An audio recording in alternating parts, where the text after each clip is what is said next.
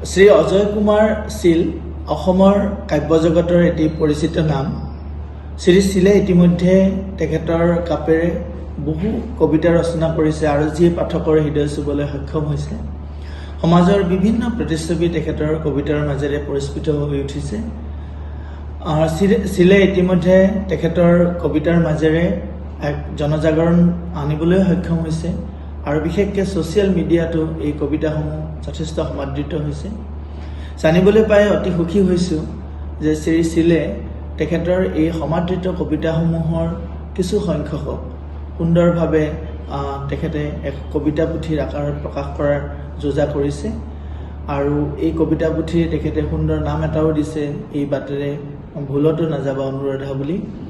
মই নিশ্চিত যে তেওঁৰ এই কবিতা পুথিখনে পাঠকৰ হৃদয় চুবলৈ সক্ষম হ'ব আৰু এই কবিতা পুথিৰ মাধ্যমেৰে বিশেষকৈ আমাৰ সাহিত্য জগতলৈ তেখেতৰ এক মহামূল্যৱান বৰঙণি হিচাপে পৰিগণিত হ'ব। মই আন্তৰিক শুভকামনা জনালোঁ আৰু পাঠক সমাজে নিশ্চয় তেখেতৰ এই কবিতা পুথিখনি আদৰি লোৱাৰ মাধ্যমেৰে তেখেতক শুভেচ্ছা আৰু অভিনন্দন জ্ঞাপন কৰিব। ধন্যবাদ জনাইছোঁ।